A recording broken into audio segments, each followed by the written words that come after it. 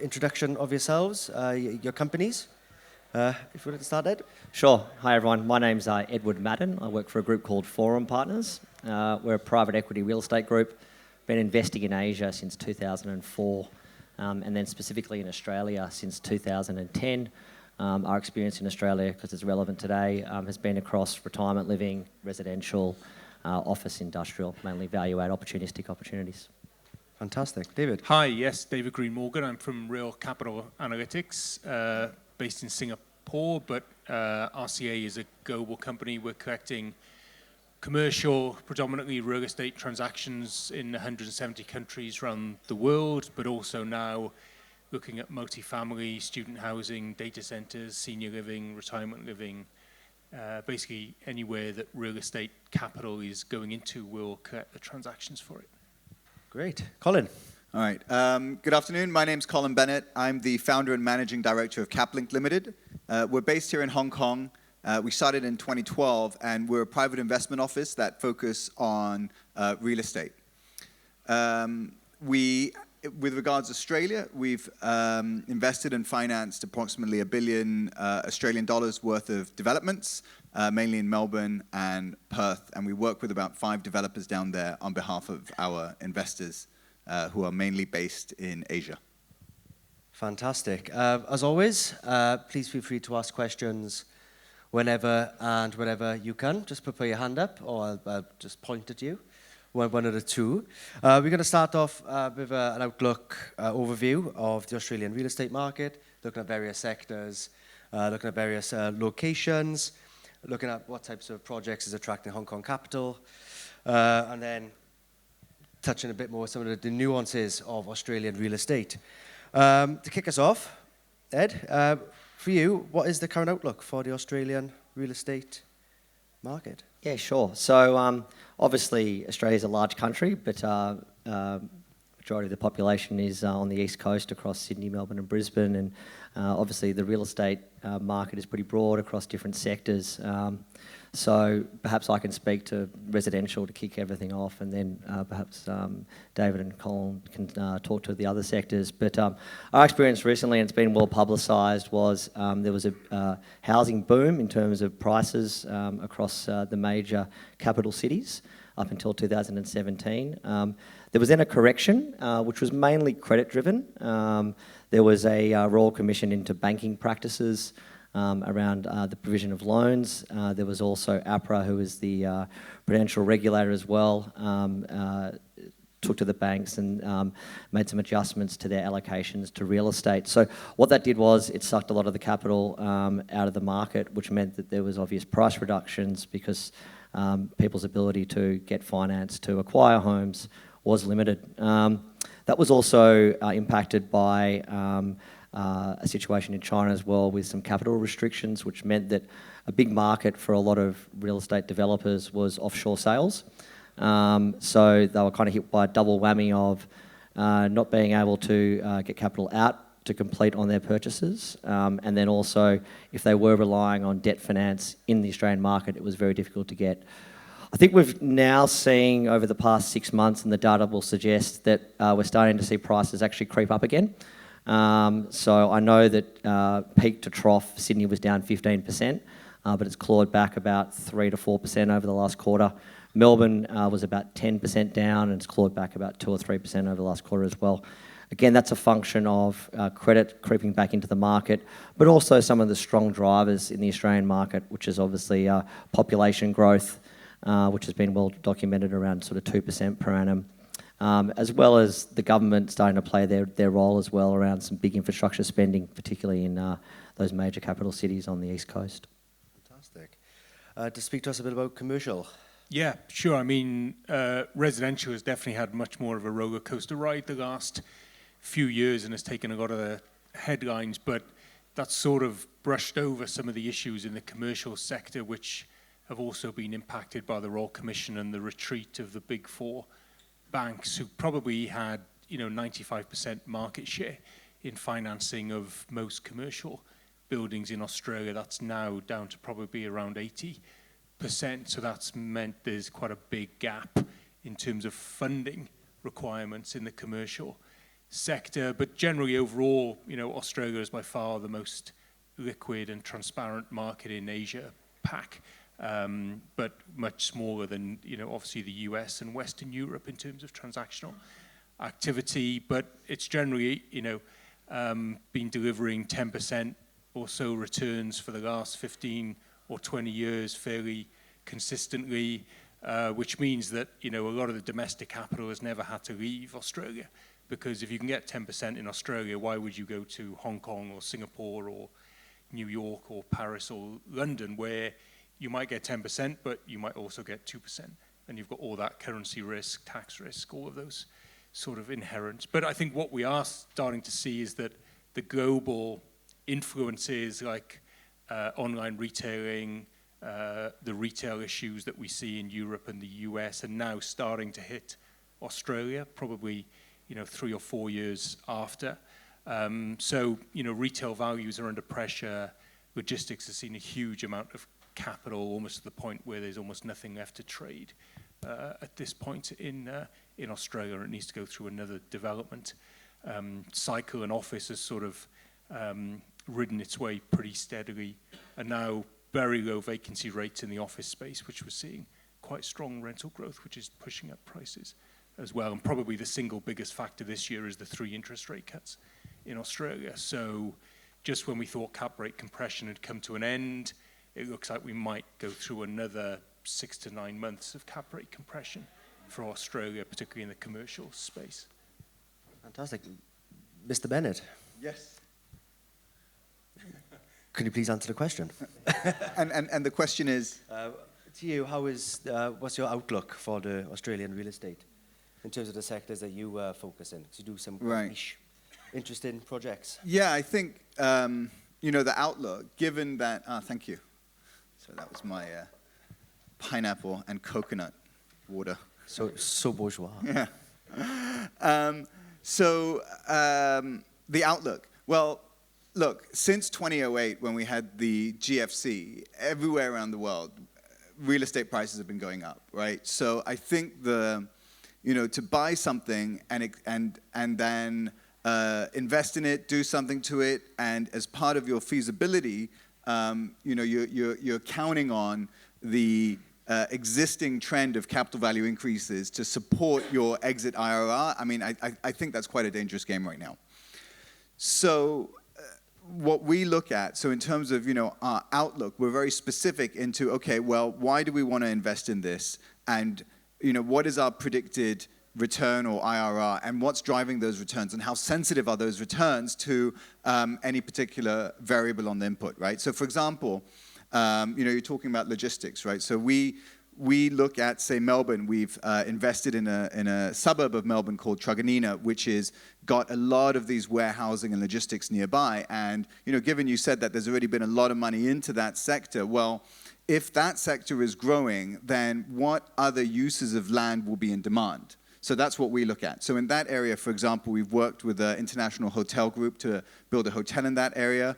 We've built a petrol station in that area because of the growing residential growth and the business parks and the logistics. So people need to commute. So we built 2 petrol stations there. We're building other things to support the growing local population there, such as a childcare center.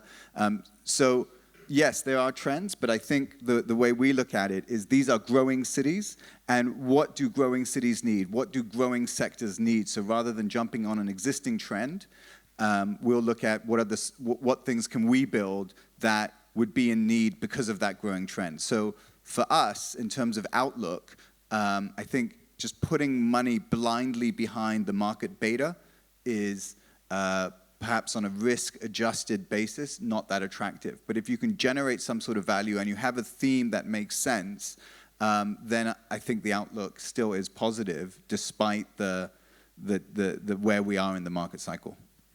Fantastic. Fantastic. One answer. Any questions at this stage? Any questions for our... Did your hand go up? No? Just scratching out here. So I just want to touch upon what you were saying, David, regarding the Royal Commission. What does that mean for a Hong Kong investor? What opportunities does that open up? Well, I think it opens up numerous opportunities both on the residential side and on the commercial side. I think for institutions it means that debt investment into Australia is now more realistic, because you're going to start to see lots more opportunities, and the pricing is probably going to be more attractive. I think probably the bigger opportunity on the residential side is not so much to do with the Royal Commission, it's more to do with the capital controls in China, in that we saw so much Chinese money into Australia.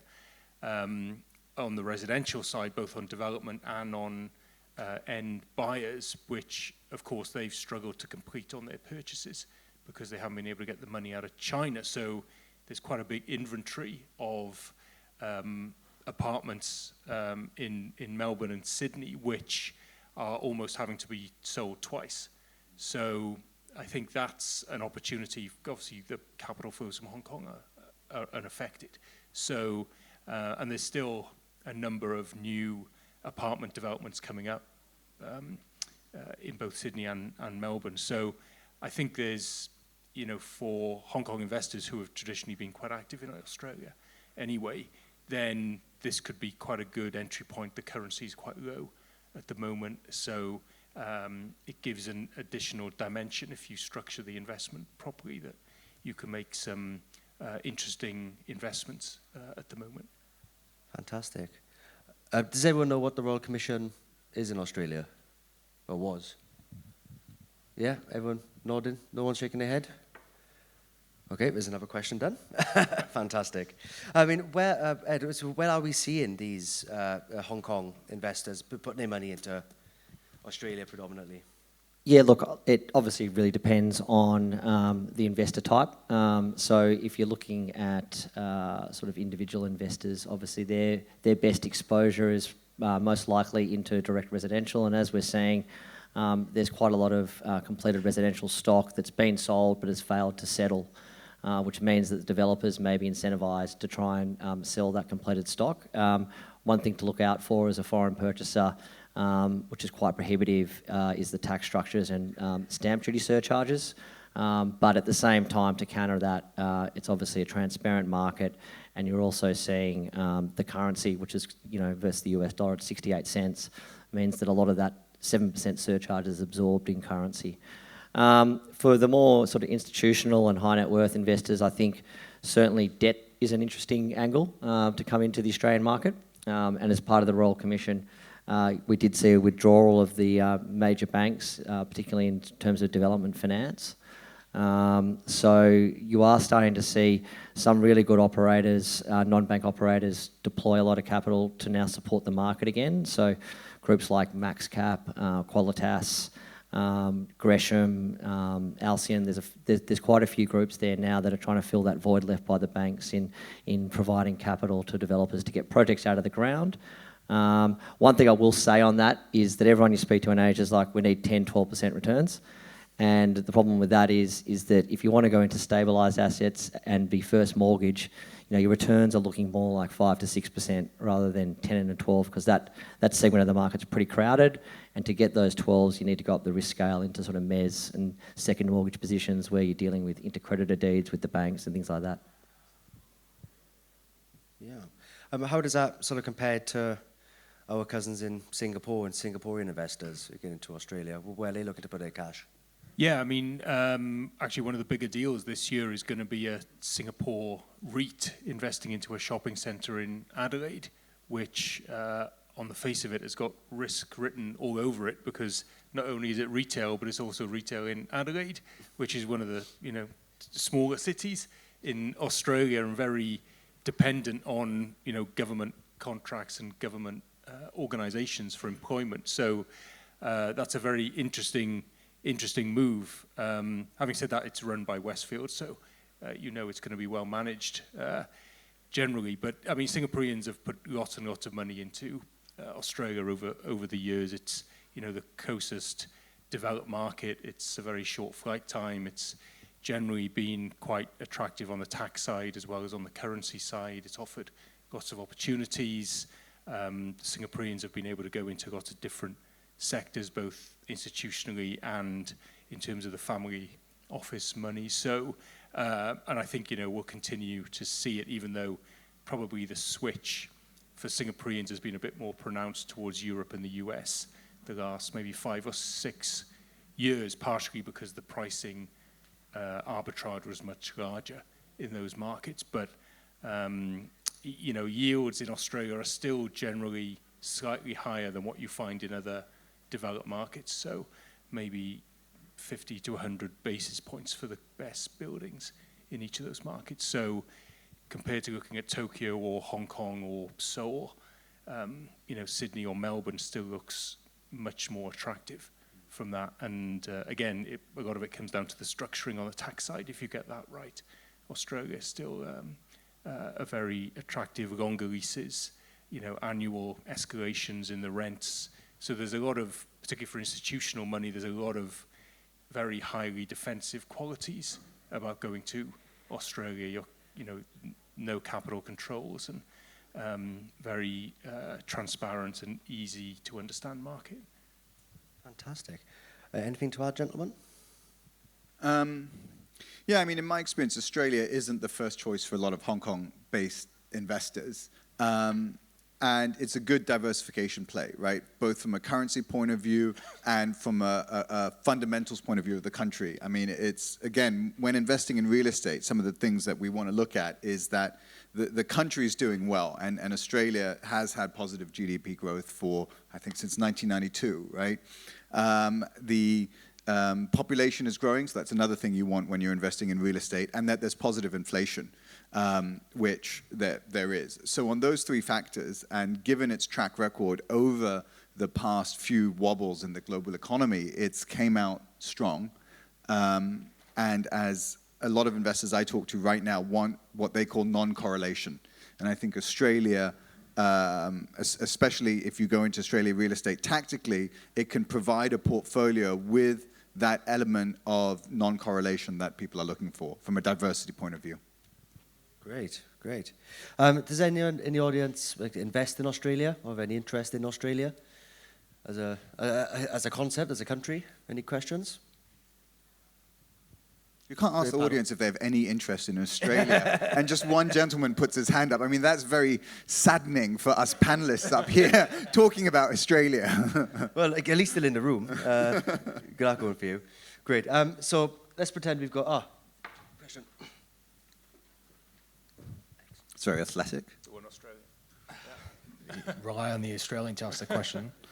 Perhaps you could touch on student accommodation, multifamily, or what Australians call build to rent, and other sectors like that, which seem to be going off quite well in other countries, but seem to be in an earlier stage in Australia. Yeah, Exactly my next question. Oh, there you go. Mind reader.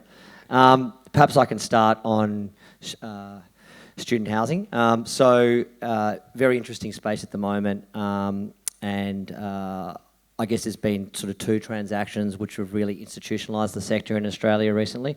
So there's been a lot of development in, again, the capital cities, Sydney, Melbourne and Brisbane on the East Coast, to supply a lot of student housing to foreign students, predominantly from China, but there's also a big base from India, which I think is going to be very interesting as you look at the demographic profile of India versus China, which is much younger.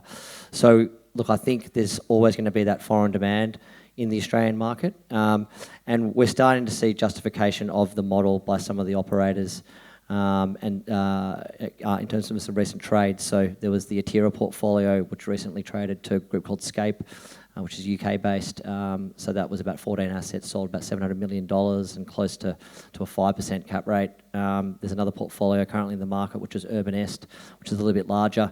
That's about $2 billion. And again, there seems to be a lot of foreign institutional capital chasing that particular segment. I think one of the benefits of student housing for offshore investors is the tax structure. So there's a structure in Australia called a managed investment trust, or a AMIT, and what that means is there's a lower tax rate, so it's 15% concessional tax rate if you're investing in certain sectors, and student housing is captured in that.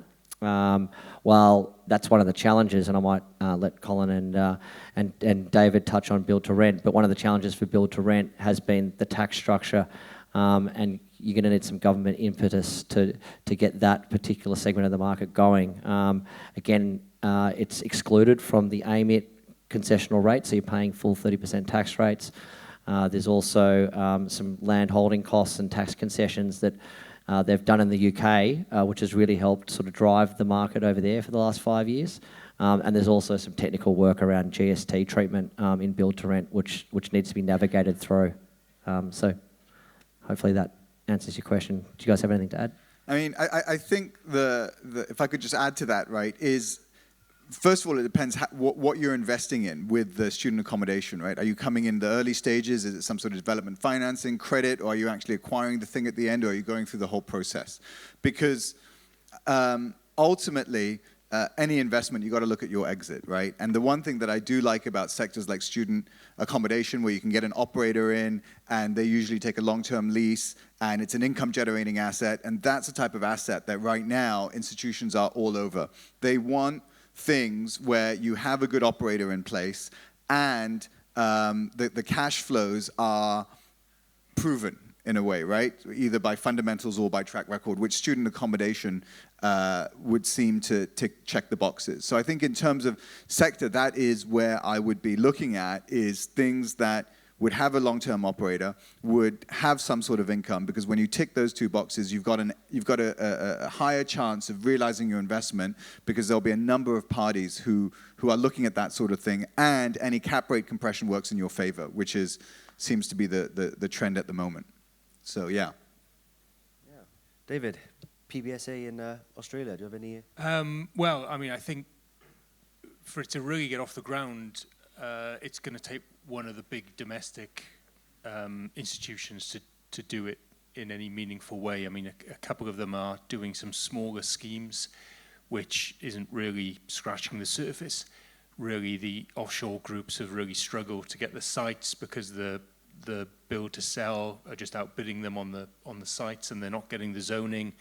So it's, on the face of it, you'd think Australia should be a very popular multifamily market, but for some reason the cultural drivers are just not there at the moment. And plus, there's also a very large private rented market in Australia. So, you know, for those of you that may move to Australia and live there, you'll find no shortage of apartments to rent. So I think while that environment persists, it's going to be difficult to get the multifamily off the ground. Plus, Sydney is a very low density city. There are very few high-rise or even relatively low-rise residential buildings. Melbourne's a slightly different city. It's got a much higher density of condos and apartment buildings. So, I mean, I know that Scape have struggled, for instance, to build high-density student housing in Sydney, because the city simply won't give them the planning permission for it.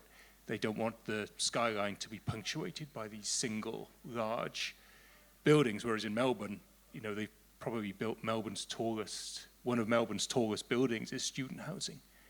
I mean, you know, you can have a look at it and take your own view on whether it's architecturally pleasing or not, but it looks pretty, you know, you're not going to miss it, that's for sure. With Student coming home drunk. yeah, to go, yeah, I think that's maybe the background to it. So it is each city has its own challenges, I think, in terms of getting multifamily off the ground, not least of which is, from a tax point of view, it's just not efficient. Okay. I mean, I just want to touch upon multifamily's cousin, co-living, because everyone's been talking about it today. Is that going to take off in Australia? Is there a need for it in Australia? It's not a sector I would personally be going long at the moment, just on a relative basis to other opportunities there. Yeah. Look, I think there's certainly benefits in terms of the sense of community, that you have a higher level of amenity in co-living, and as the panel spoke about earlier this morning, around just the ease of coming into a market where, you know, your Wi-Fi is connected, you've got your connection to your pay TV, water, essential services. So, look, I think in the future there certainly could be. I still think it's probably a little bit early, just because of the tendency as well with privately held units that are rented out by mum and dad investors that look for some yield. people can and they're not prohibited from taking out a lease and then inviting in another flatmate via. There's a platform called Flatmate Finder where you can put out an ad and advertise a room and get someone to come in. There's going to be opportunities in the future, but it's pretty pioneering at the moment. Yeah. I mean, what sectors would you guys go in for at the moment? Like senior housing, for example? Is that something you would, within an Australian context? Yeah, I mean, a few operators have tried the senior housing and hasn't necessarily gone very well in Australia. I think partly because they built them in the wrong place. They expected all these retirees wanted to live out in the country and, just mix with each other. Well, in reality, actually, they probably want to stay pretty connected to their families and communities and not move out to a dedicated retirement village where you're surrounded by lots of other old people. It can be. Yeah, I think if you look at it, Australia, like many Western mature countries, is ageing. The proportion of the population over 65 is growing. So there's certainly a need. Australia's operated on a very complex structure with retirement called deferred management fee model. I'm not even going to start on that. It involves actuarial tables and things. But I think some foreign investors have found that model hard to get their head around. And I know that there was recently a transaction where Brookfield acquired a listed platform called Aveo. That traded at about a 50% discount to the net tangible assets. So it's quite a complex structure, which I think may make it prohibitive for some foreign groups to get comfortable with that sector in its current structure. Look, the way we look at Australia is where's the population growing, right? And Melbourne is growing the fastest. It's going to overtake Sydney in terms of absolute population. And where in Melbourne is the population growing? The state of Victoria, which Melbourne's in, they come out with these 2030, 2050 plans. So actually, it's not hard to see where the growth is going to be, where the government is encouraging growth, both in terms of resi and other uses of land. And for us, the opportunities are very simply to identify these corridors of growth and look at, okay, well, fundamentally, what can we build that we can rely on the operator to operate well? So that's why we do things like petrol stations, right? Because, it's not just a petrol station. You have your Burger King, or they call it Hungry Jack's, bizarrely down there, and McDonald's or Macca's and things like that. Or, like childcare centers, right? I mean, in Australia, I was shocked to find out that they don't have, domestic helpers. So if you need to, if you're, two parents are working, what do you do with your little one, right? Like and so you put them in this childcare center. I love the concept, right? And childcare centers, if you go to them, they have waiting lists. And, it's because the population of children's increasing and more women are entering the workforce. And if you just look at these basic charts, then it's like a no-brainer that these things, these operators want to have these assets built for them, and there's some government regulations about what you can and can't do. So if you find a developer that can do that, then you've built an asset that's going to have a great tenant covenant, that's going to have great cash flows, and that's the same for whether it's your McDonald's or your petrol station or your 7-Elevens or the medical centers. So I really do think in Australia that if rather than just blindly aiming a dart at the dartboard, if you actually just took a step back and there are opportunities there and you thought about where are the opportunities coming up, how can we structure the deals such that we take advantage of these opportunities whilst minimizing tax or as an overseas investor the concerns that we have, then it really is a great market, and we've found a lot of success there, and we've had very happy investors who've gone into Australia. I never thought 5-6 years ago when we first started investing in there that it would be the great market that it's turned out to be. Yeah, I think in Australian childcare, the kids are happy, the parents are miserable because the pricing is astronomical. And as an investor, that's brilliant. It is brilliant, yeah, but as a parent, having put my daughter through childcare in Sydney, it was sort of 25%, 30% growth per year in pricing. Yeah. And far cheaper than Wales. Yeah. It was. It's the best sort of contraceptive you could come up with is childcare pricing in Australia. because it didn't, there was no encouragement to have the second one. That's for sure.